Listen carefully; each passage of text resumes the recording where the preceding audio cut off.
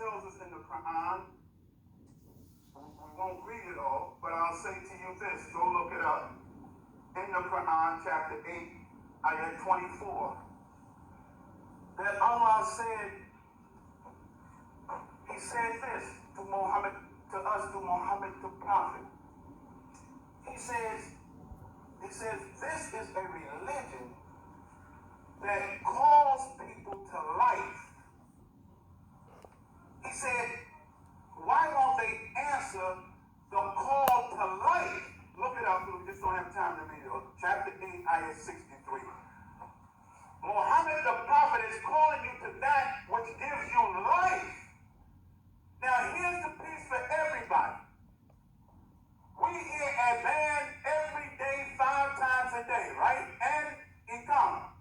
In that call, it says, hayya, salat. The word hayya, hayyun is life. So it says, come alive to salat. Then it says, hayya, salat.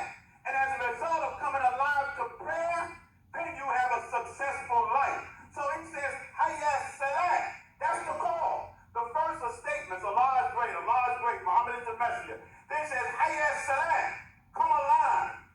And if you look up chapter 2, verse 255, Allah says, Allahu la ilaha illa huwa al-hayyul qayyum, that Allah is the living. So this is a call to life, not a call to death. And for this whole community, and we close, is this. It's called an ummah.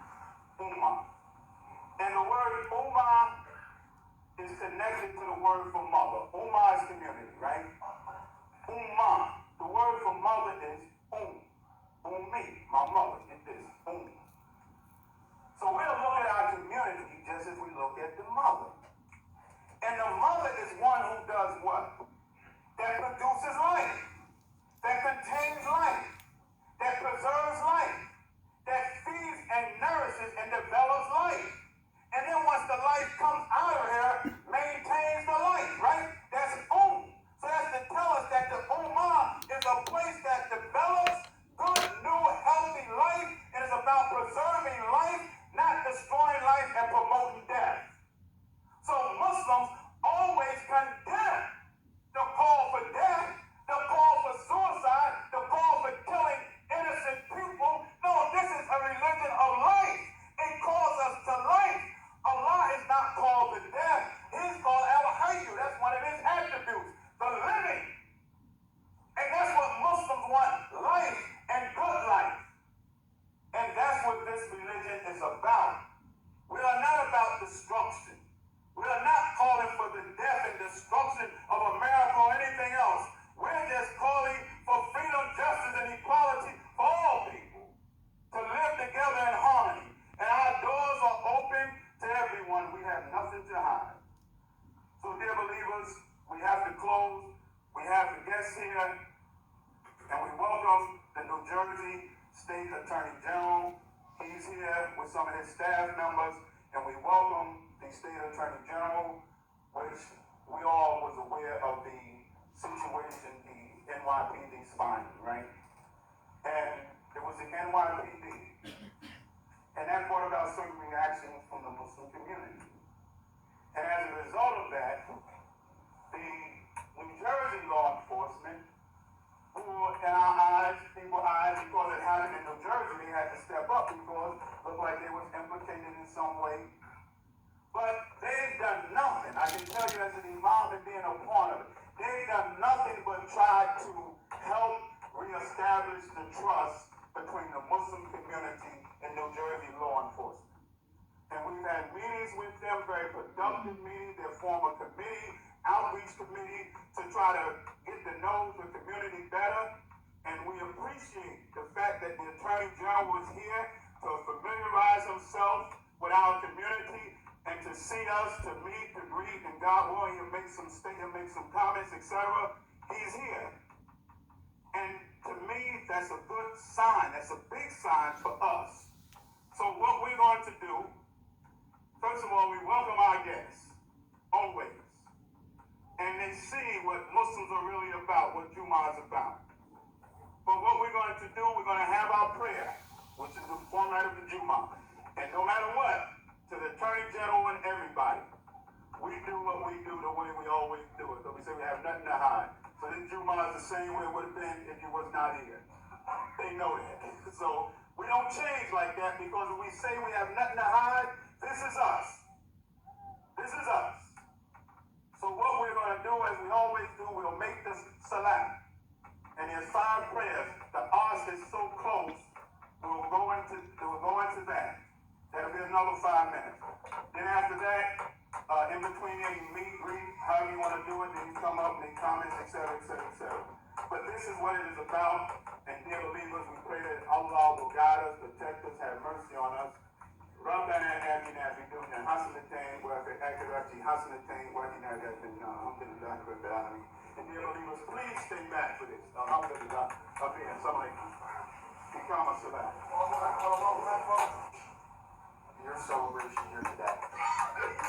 And so, I know there are religious traditions that are different. I know there are features of our religions that are different. But also fundamentally, the things that are spoken about here, the things that are felt in this room, and the way all of you conduct yourselves is exactly what I hope that my family and I are both gaining from our spiritual worship and taking out of it when we leave. So, it's important to see it. It's important for me to have the chance to see it because what you realize is how much alike it is in so many ways. It's a fundamental issue. We're not talking about everything that we do, whether it's on a Friday, or it's on a Monday, or whether it's on a Saturday for other religions. When you take the time to consider the fundamental beliefs that are so important to all of you, so many of them are parallel and are the same as the ones that are so important to me and my family. But most importantly, I think what all of you need to know is the respect that I have for the Imam and the friendship that he's shown me by inviting me here, by giving me a chance as the new Attorney General, because when this issue arose with the NYPD, I'd been in office for about a month. And thankfully, through his friendship and the friendship of other leaders in the Muslim community, we had a chance to get to know each other a little bit. And have a chance to listen to each other and a chance to share their concerns and the efforts that I want to make. But what I want all of you to know is that it is not tolerable here in the state for us to have people treated differently because of what they believe. Period. And by the way, the things you believe are the things that I believe. Right? So, I don't expect my family and I to go to church on Sunday and feel like we can't. So I don't expect all of you to take the time out of your day to come here to feel that you can't. You have to. It's important to you. It's important to me. So, again, I'm thankful for the blessings that I have and the friendships that I'm developing with the Imam and others. And we'll continue to do the things we have to do to make sure that the people that live here, my friends and my neighbors and my fellow New Jerseyans, which is what all of us are, have the chance to have the same kind of ability to do what we want to do. That's why we live here, right? We can live somewhere else where people tell us what to do. We chose not to. We chose to live in a place where we express our beliefs, we live our lives in a good way, and that's it. And when we do that, we get left alone. And so, there's nothing more important than me to say than thank you. Thank you for the warmth and the welcoming reception that I received here today. Thank you for letting me watch and learn a little bit about your faith and how your services are conducted. And thank you to the Imam for continuing to have our relationship, which is going to be a continual relationship for as long as I serve as Attorney General. So Very good. Very good. We'll continue to talk and we'll continue to hear about and listen about the concerns that this community has, as I'm obligated to do and as I want to do. So, let me just say to everybody and to Attorney General, we have some refreshments. So you can't leave without some of the refreshments. And most certainly, someone told me, where's he at? I'm going to tell him, he said, Mr. Page. You know what he told me? Is it okay to say it, Mr. Page? Absolutely. He said, make sure the Attorney General get one of these bean blocks.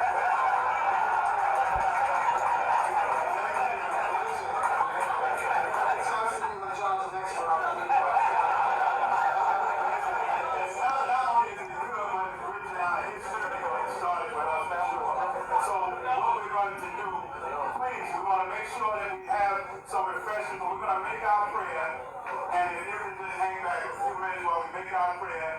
those who want to hang back, meet and greet, maybe we can have a few questions. Everything will be good in that way if it's okay with you. We have some few questions. Everything is good and all that. He's also question and answer. So we're going to make our salam, our prayer for God, and just give us 5 minutes to do that. Okay? Yes. Okay. Somebody call the El-Amin. إله إلا الله وأشهد أن محمد رسول الله. Alhamdulillah. I witness there's no God but Allah, and I witness Muhammad is the messenger. أشهد أن لا إله إلا الله وأشهد أن محمد رسول الله. One more time. أشهد أن لا إله إلا الله وأشهد أن محمد رسول الله. Allahu Akbar. This is how one becomes a Muslim. Is words. The words are so important in Islam. If you give your word is bond. Your word is good. So now she has become a full Islam. Assalamu alaikum wa rahmatullah. Embrace the sister.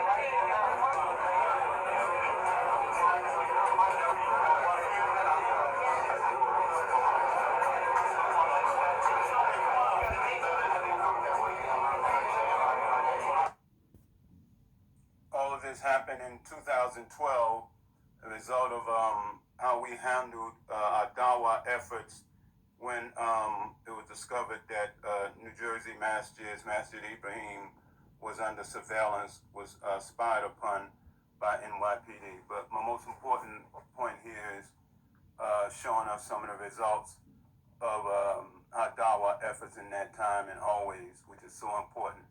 You see, in Newark's Muslim community, the revelation of New York City's secret spying campaign has opened painful new wounds, etc.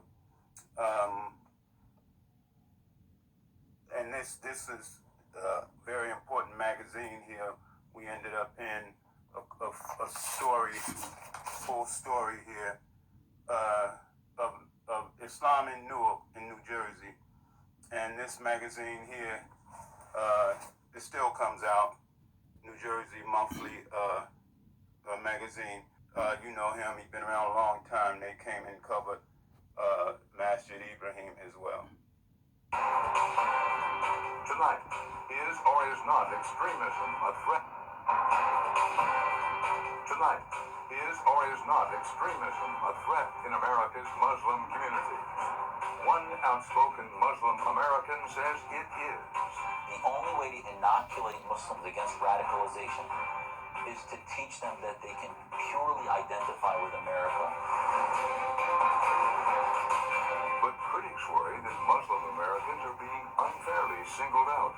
If every time you say the word Islam, you say Islamic extremists, then you begin to tie those two concepts together in the people's minds.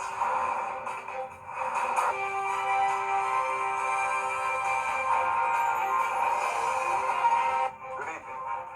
In the years since the terrorist attacks of September 11, the New York City Police Department has largely gotten high marks for keeping the city safe. The NYPD brass believe that diligent and proactive police work could stop attacks before they even happen. That's the key to effective counterterrorism. But recently, the NYPD has faced some heavy criticism. A series of controversial investigative reports by the Associated Press disclosed targeted surveillance operations and undercover police activity that many critics say have crossed the line. NYPD has been monitoring Muslim Americans, their organizations, their mosques, student groups, and the NYPD operation wasn't just in New York, but throughout the Northeast. It was a top-secret operation launched in the name of public safety. As you might expect, these revelations have ignited a firestorm, especially from Muslim American communities. We went to a mosque in Newark, New Jersey, one that had been monitored by the New York Police Department. The Imam, Mustafa El-Amin, preached a fiery sermon that Friday afternoon. We are, man. This is our country, our country. And I can say, for many of us, that if there's any elements among us that's looking to instigate, to provoke, and provocateurs, to get us off base and get us off focus, to do something crazy that will hurt us and our family and our mission and our image, we'll be the first to try to stop it. And we will welcome any kind of surveillance, any kind of help to help us, because we have family, children, babies. And when people go extreme, they don't care nothing about your children, your baby, or your faith. They're trying to make a point. And that goes for people who call themselves Muslim, Christians, and Jews across the board. But while Imam El-Amin did say he welcomed police surveillance, he also stressed that the actions of a few extremists should never be used to characterize all Muslim Americans. So the rational mind will understand that you can't blame a whole community because of the actions of other people. You can never say all Muslims are terrorists because of the actions of certain people. You can't do it with Muslims, Christians, and Jews. It's not fair. It's not proper.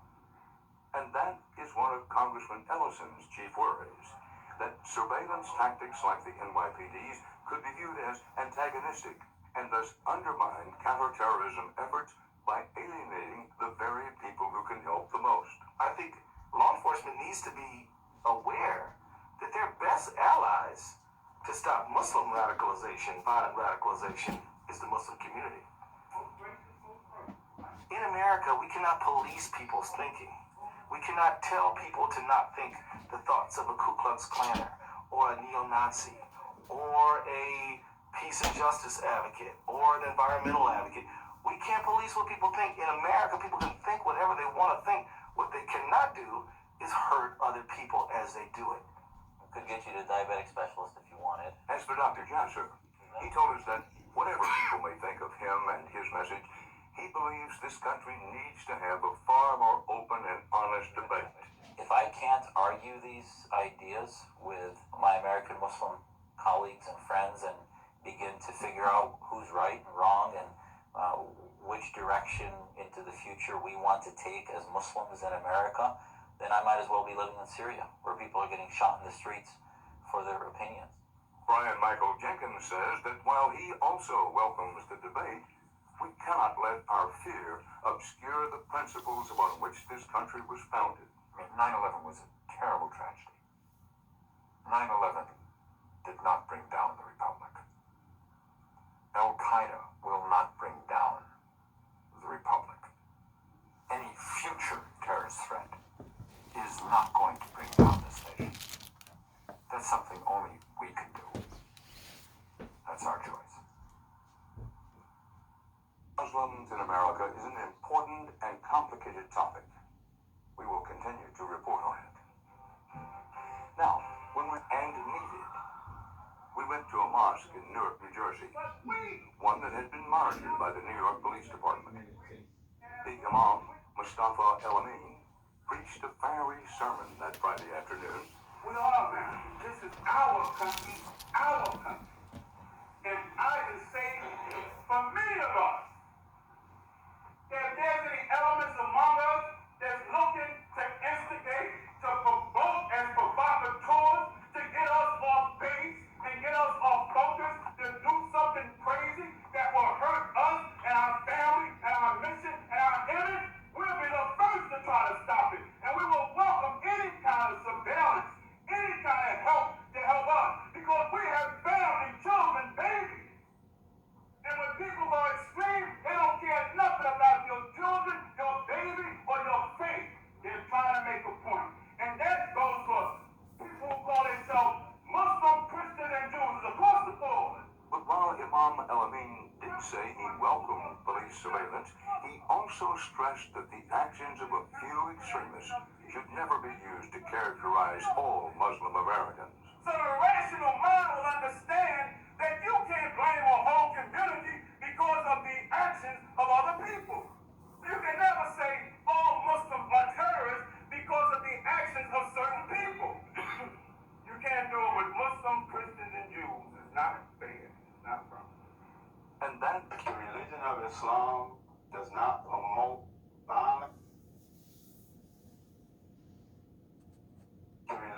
Islam does not promote violence and terrorism of any form.